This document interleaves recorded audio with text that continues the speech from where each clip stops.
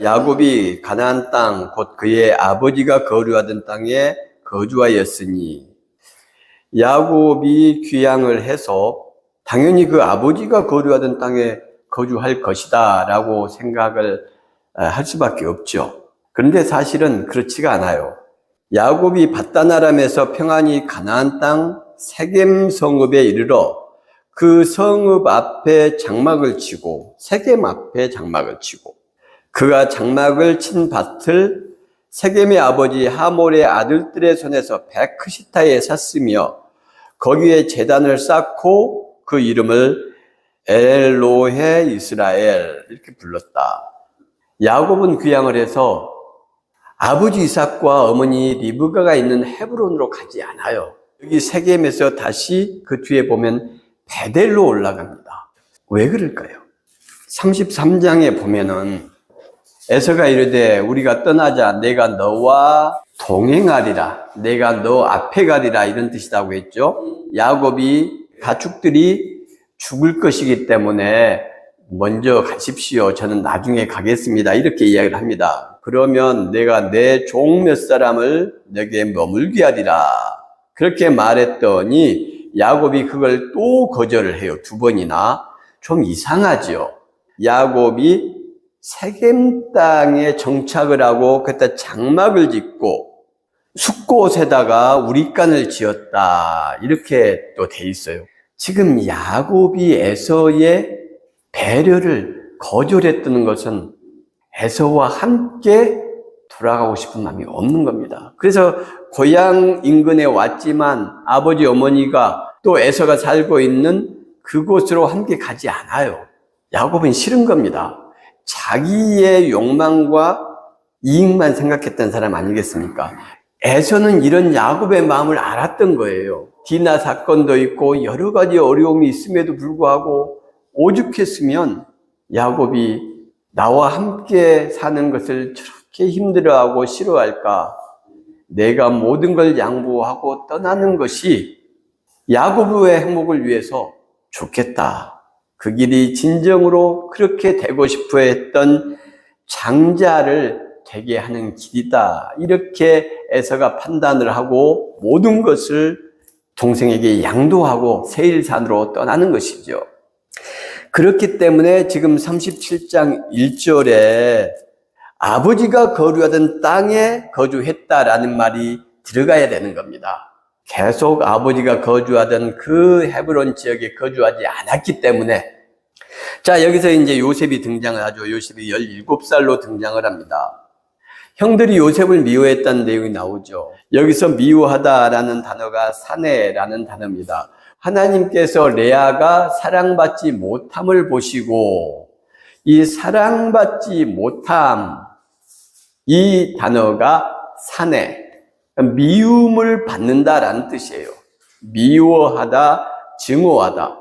17살 된 요셉을 미워하고 증오했는데 그 이유가 뭔가? 요셉이 17세의 소년으로서 그의 형들과 함께 양을 칠 때에 그의 아버지의 아내들 비라와 실바의 아들과 더불어 함께 있었더니 그가 그들의 잘못을 아버지께 말하였더라. 예. 형들의 잘못을 아버지에게 말하였다. 타인의 허물과 흠을 이야기하는 것은 좋은 일이 아니죠. 그렇지만 공인들과 지도자들의 잘못과 허물은 그 한 사람 개인의 것이 아니고 공동체 전체를 아주 심각한 위협에 빠뜨리기도 하고, 제가 지난주에 올린 소돔왕 베라 같은 지도자는 베라 때문에 소돔 왕이 다스리던 소돔 전체 사회가 멸망하게 되는 것입니다. 그래서 공인이나 지도자에 대해서는 그의 흠과 잘못을 이야기하고 고치지 못하면은 비판하는 여론을 만들어서 물러나게 하고 그렇게 해야 되는 것입니다. 여기서 이제 문제는 가족, 형들의 잘못을 아버지한테 일렀다. 형제들 아닙니까? 가족이고 이웃들이고 나와 비슷한 사람들의 흠과 잘못은 이야기하면 안 됩니다. 역시 여기도 공의와 사랑의 잣대가 요구되는 거예요. 나보다 힘이 센 사람에 대해서는 그의 잘못과 흠결을 지적할 수 있지만 나와 비슷한 유형의 사람들에 대해서는 그 실수와 잘못이 있더라도 그 흠결을 덮어주고 감싸주려고 해야지 그것을 고자질해서는 안 된다는 이야기죠. 말 한마디로 원수가 된 경우는 정말 많습니다. 친구들, 직장 동료들, 우리 가족들, 친척들 흠결과 잘못은 가슴에 품고 말하지 않기를 바랍니다. 그게 하나님의 은혜고 기독교인들이 살아가야 될 방법이에요. 하지만 지도자들에게는 침묵하면 안 됩니다. 그것은 비겁함이에요. 성경은 그렇게 말하고 있지 않아요. 이사야, 예레미야, 호세야, 아모스 이런 모든 예언자들이 왕, 제사장, 귀족들을 향해서 끊임없이 그들의 흠과 잘못을 하나님 앞에 회개하라. 그렇지 않으면 하나님의 징벌이 너희들에게 있을 것이다 라고 이야기하죠. 이거 해야 되는 겁니다.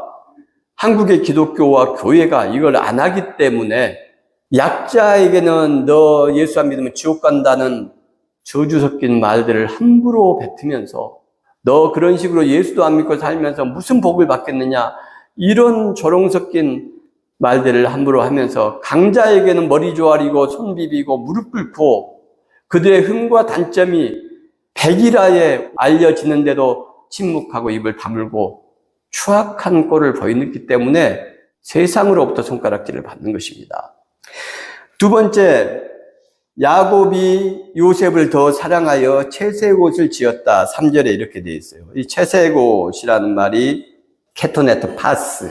아담과 하와가 선악과 따먹고 범죄했을 때 하나님께서 가죽옷을 해 입히시죠. 케토네트 오르가 가죽이라고 하죠. 케토네트는 무릎까지 내려오는 긴 옷을 말합니다. 근데 여기서 파스, 손바닥, 발바닥을 파스라 그래요. 그러니까 케토네트 파스 하면은 손바닥까지 내려오는, 발바닥까지 내려오는 긴 옷, 이런 뜻이에요. 이게 드레스입니다, 드레스.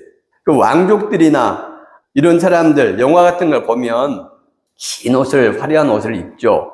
그런 옷을 요셉에게 해주었다는 이야기예요. 요셉을 특별 대우를 한 것이죠. 그런 긴 옷을 입고 노동이나 기타 등등 하기가 참 어렵습니다. 요셉은 일을 하지 않았다라는 것을 알 수가 있어요. 귀족처럼 다른 형들과는 전혀 다른 특별한 대우를 받았고 야곱은 예전에 라헬에게 했던 것처럼 편애를 했던 겁니다. 세 번째는 5절에 보니까 요셉이 꿈을 꾸고 자기 형들에게 말하며 그들이 그를 더욱 미워했더라. 꿈을 꾼 게 무슨 죄겠습니까? 문제는 그 꿈의 대상들이 형들인데 그 형들에게 말을 했다는 거예요. 내 볕단과 형들의 볕단들이 있는데 내 볕단은 일어서고 형들의 볕단은 전부 거기에 무릎을 꿇고 절을 하더라. 루벤 같은 경우는 30살이 넘었죠.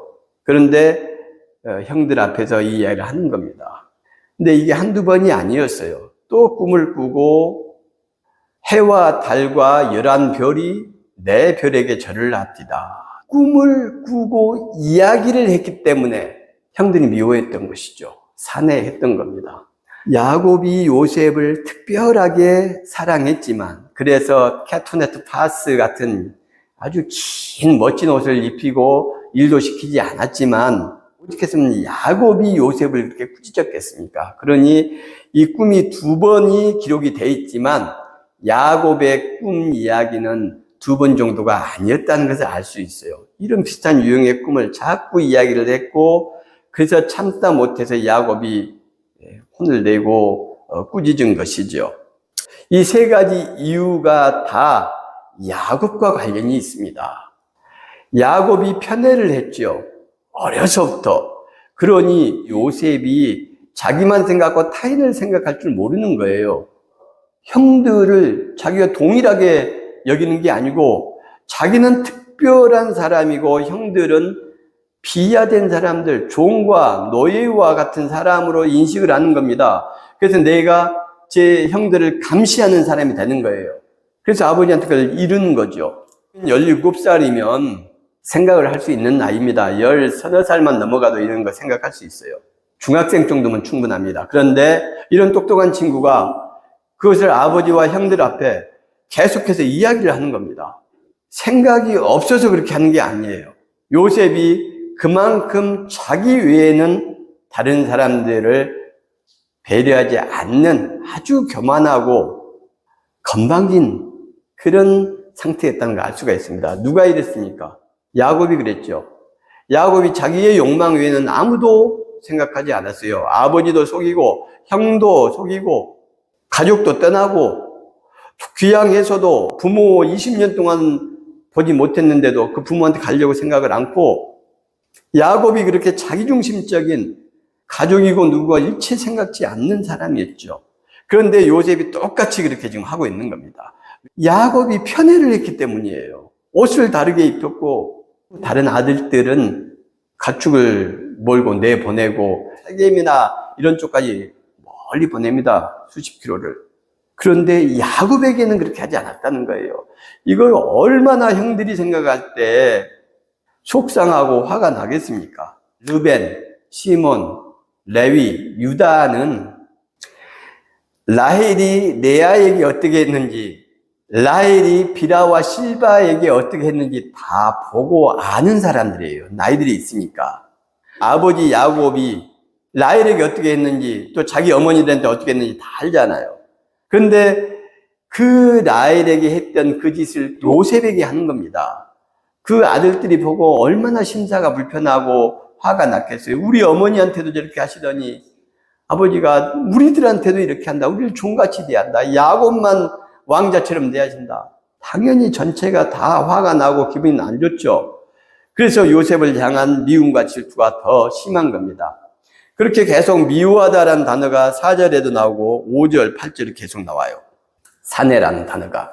평상시에 이런 미움과 질투와 시기와 증오심이 마음속에 있었습니다. 그러면은 어떤 계기가 일어날 때는 폭발하게 돼 있어요. 그래서 우리가 평상시에 선한 마음, 착한 마음을 갖는 게 중요한 겁니다. 우리 공동체가 비록 작고 남을 도울 형편은커녕 남에게 도움을 받아야 할 형편임에도 불구하고 우리는 항상 마음속에 어떻게 하든 여력을 다해 힘을 다해 우리보다 어려운 사람들을 도와야 되겠다는 마음을 끊임없이 가져야 됩니다. 그래야 어떤 기회가 생기면은 실제로 돕는 겁니다. 그런데 우리가 무슨 남을 도울 형편이야 라고 생각을 평상시 하는 사람은 도울 수 있는 계기가 여력이 주어져도 그렇게 하지 않아요. 평상시의 사고가 그만큼 중요하죠. 생각이 말을 낳고 생각이 말을 낳는 겁니다. 말이 행동을 낳고 행동이 습관을 낳고 습관이 일생을 결정짓는다. 평상시에 어떤 생각을 하느냐, 평상시에 어떤 말을 하느냐가 그 사람의 습관이 되고 인생이 되는 거예요. 여기서 형들이 이렇게 평상시에 요셉을 미워하고 증오했기 때문에 요셉이 이제 들적으로 형들 잘하고 있는지 감시 좀 하고 와라. 이렇게 야곱이 보내니까 그 오는 요셉을 보면서 형들이 갑자기 생각이 난 겁니다. 야, 우리 쟤 꿈꾸는 자 저놈 오는데 저거 어떻게 혼 좀 내줄까? 아니, 혼을 내줄 게 아니고 우리 그냥 아예 죽여버리자. 아버지가 너무하잖아. 너희들도 다 봤잖아. 우리 엄마 레아가, 우리 엄마 실바가, 우리 엄마 비라가 라헬에게 얼마나 당했어. 아버지한테 얼마나 당했어. 그런데 지금 우리가 이 꼴이 뭐야? 우리가 어떻게 아들이야, 종이지. 이런 생각을 하게 되는 겁니다. 아버지가 어떻게 우리를 노예로 생각하는 것이지 요셉과 베냐민만 아들로 생각하시는 거야. 그래서 죽여버리자. 이런 말이 나오는 거예요. 진심으로 죽이자라고 하지 않았을 겁니다. 첫 마디는. 저는 혼 좀 내보자 뭐 이렇게 됐겠죠. 그런데 형들이 말이 나오다 보니까 방금 같은 이야기들이 나오죠. 맞아. 제 엄마가 우리 엄마한테 어떻게 했는데. 그러더니 감정이 고조가 되고 평상시의 증오와 미움이 결국은 죽이자로 결정이 되는 겁니다. 형들이 요셉을 멀리서 보고 죽이기를 꾀하여 서로 이르되 꿈꾸는 자가 오는도다. 자, 그를 죽여 한 구덩이에 던지고 그를 짐승이 잡아먹었다 하자. 그렇게 해서 이제 죽게 되었는데 르벤과 유다가 이 요셉을 구하려고 합니다. 21절과 22절에 보면 르벤이 듣고 요셉을 그들의 손에서 구원하려 하여 이르되 우리가 그의 생명을 내치지 말자. 또 그에게 이르되 피를 흘리지 말라. 그를 광야 구덩이에 던지고 손을 그에게 대지 말라 하니 요셉을 그들의 손에서 구출하여 아버지에게로 돌려보내려고 했다. 르벤이 없을 때 이 요셉을 팔아버려요. 다른 애들은 죽이려고 했는데 유다가 이야기를 합니다. 우리가 동생 죽이고 그의 피를 덮은들 무엇이 유익하겠냐. 죽이지 말고 저 아이를 저 이스마엘 사람들한테 팔자. 이렇게 이야기를 하는 겁니다. 그래서 결국은 요셉이 이제 보디발에게 팔려가죠. 여기서 우리가 생각해 볼 수 있는 것이 르벤과 유다의 구원작전. 르벤은 육적인 장자였죠. 유다는 하나님 나라의 영원한 장자의 계보. 여기 유다 지파를 통해서 다윗과 예수 그리스도 이렇게 이제 온다라고 마태복음에 나와 있죠. 그러니 이 두 사람의 이 모습이 그야말로 장자다운 모습을 보이는 겁니다. 그렇게 사랑받지 못했던, 미움받았던, 산해했던 레아의 아들들입니다. 르벤과 레위, 종교적인 장자, 유다, 영적인 장자가 전부 레위의 자손이에요. 그래서 우리가 라헬을 주인공으로 계속 삼지만 그것은 일반적으로 사람들이 성경적인 이해가 아니다. 성경은 명확하게 레아를 하나님께서는 주인공으로 삼고 계신다는 걸 우리는 기억을 해야 됩니다. 야곱을 계속 주인공으로 삼았지만 우리가 지난주 에서의 이야기를 통해서 하나님의 말씀 속의 메시지는 에서 같은 삶을 살아야 된다. 에서가 멋진 사람이다. 이것을 명확하게 보여줬잖아요. 설교를 맡은 목사님들, 말씀을 맡은 분들은 정말 이걸 유념해야 됩니다. 말씀에 있는 대로 해석하지 않고 메시지가 이렇게 명확한데도 야곱 같은 믿음을 가져라, 야곱 같은 축복의 삶을 살아라, 이런 식으로 설교를 함으로써 교인들의 신앙의 상태를 쓰레기장으로 만들고 악취가 나는 곳으로 만들고 어물더미로 만들고 있어요.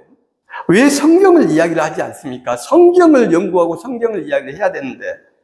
그래서 야곱 같은 신앙을 하는 거예요. 라헬 같은 삶을 사는 거예요. 자기만 아는 삶. 꿈꾸는 자가 온도다. 여기 19절 말씀에 설교와 책이 몇 권이 나와 있는지 몰라요. 제가 다 보지는 못했습니다. 그러나 좀 보면은 정말 말로 표현하기가 어려워요. 세계에서 제일 큰 교회 목사가 했던 설교 들어보면 쓰레기 정도가 아닙니다. 독극물이에요. 독극물. 꿈꾸는 자가 되어야 된다라고 설교하면 안 됩니다. 꿈을 버려야 돼요. 야곱 같은 꿈을 버려야 됩니다. 자기만 있지 않습니까? 이기적인 탐욕의 이름으로 꿈이라고 하고 비전이라고 하고 신앙이라고 이야기하는 것들은 버려야 됩니다. 꿈이란 말은 히브리어로 할롬이란 단어예요. 이것은 우리가 잠잘 때 꾸는 꿈도 되고 소망, 어떤 목표 이런 것을 이야기할 때 이 할롬이란 단어를 쓰기도 합니다. 구약 성경에 총 할롬이란 단어가 68번 나옵니다. 그 중에서 창세기에 정확히 반이 나와요. 34번. 그런데 그 34번 중에서 요셉 이야기에만 29번이 나와요. 그래서 우리는 요셉처럼 꿈꾸는 자가 되어야 됩니까? 요셉의 꿈에 뭐가 문제입니까? 자기만 있어요. 타인은 없습니다.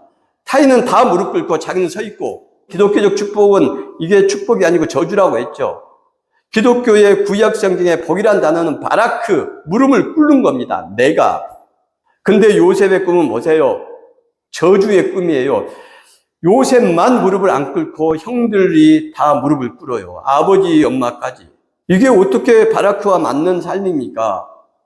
이런 꿈, 자기만 있고 타인은 없는 꿈, 탐욕과 교만이 꿈의 이름으로, 신앙의 이름으로, 비전의 이름으로 지금 추악한 변신을 한 것이죠.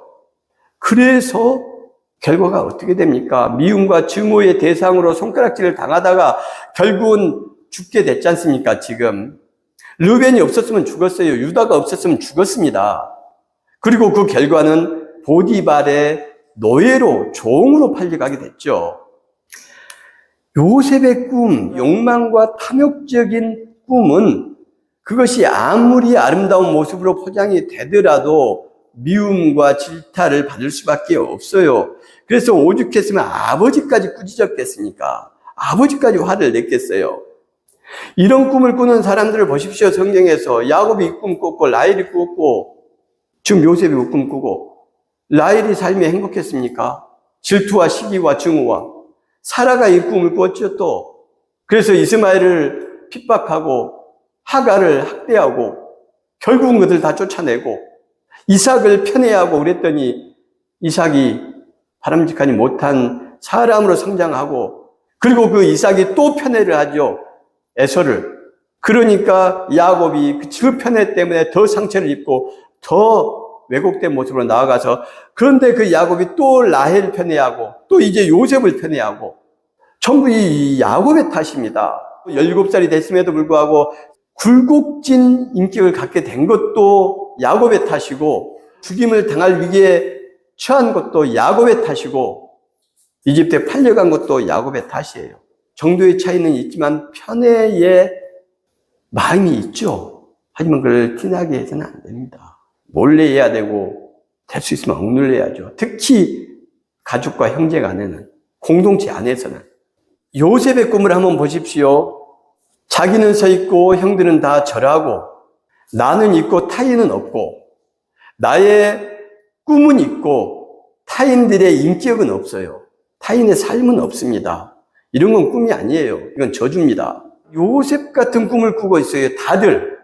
설교를 맡은 목사들조차도 이런 꿈꾸는 자가 온다, 꿈을 꾸어라 하면서 이따위로 설교를 하니 죽을 뻔했잖아요. 자기만 생각하는 꿈을 꾸다가. 그런데 어떻게 꿈을 꾸다 그래서 총리가 됐다 이렇게 연결이 됩니까?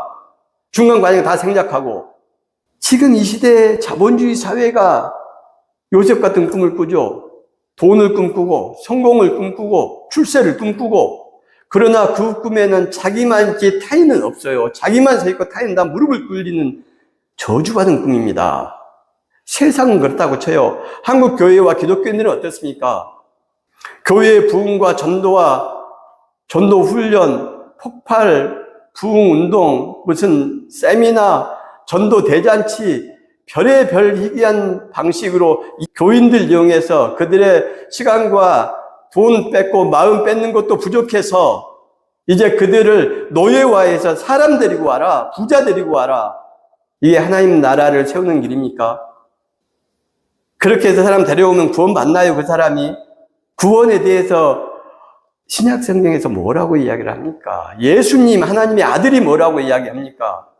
나보고 주여 주여 하는 자마다 구원받는 것이 아니다. 하나님의 말씀대로 살아야 구원받는다. 지금부터 2800년 전에, 2700년 전에 이사야 선지자가 뭐라고 합니까?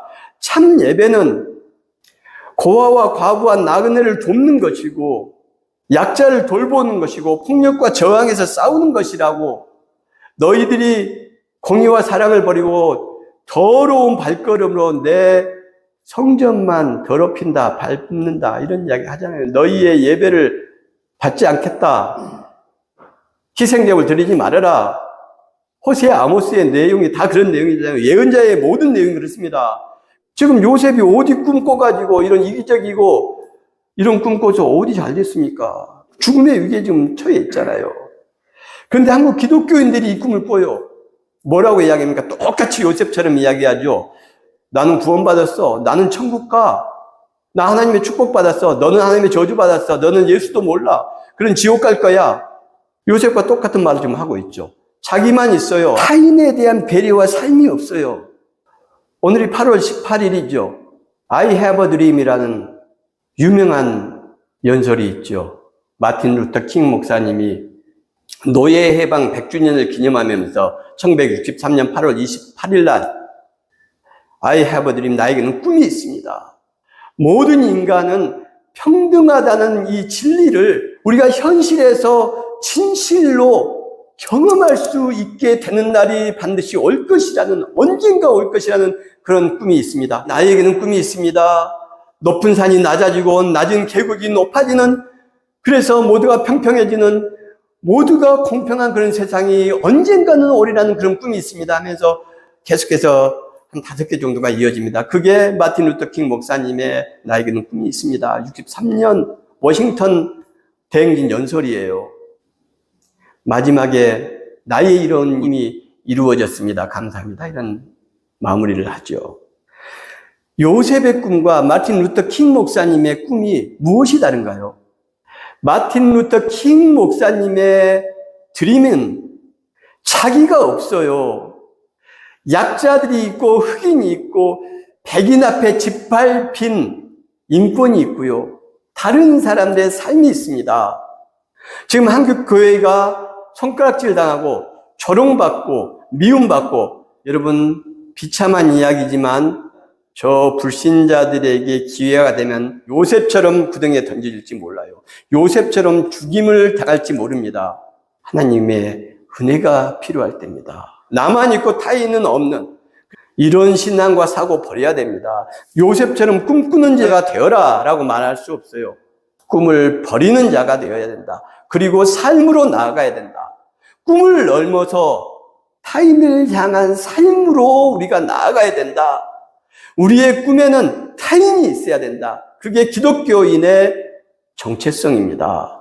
세상 모든 사람들이 자기만을 위한 꿈을 꾸더라도 하나님의 자녀들은 하나님의 나라를 세우겠다, 공의와 사랑의 나라를 세우겠다, 타인을 위해서 내 꿈을, 내 삶을 살아내겠다라는 다짐과 욕심이 있어야 됩니다. 그것은 하나님께서 우리에게 주신 영광스러운 직분의 의미예요.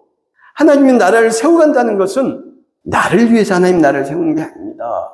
하나님 나라가 필요한 약자들을 위해서, 공의와 사랑이 편만한 세상을 위해서 절망을 뽑고 거기다 희망을 심는 것이고, 불의와 싸워서 정의를 세워가는 것입니다. 그분들이 하나님의 자녀고 하나님께서는 그분들과 동행을 하실 겁니다. 다들 그런 동행을 경험하는 한 주가 되시면 좋겠습니다.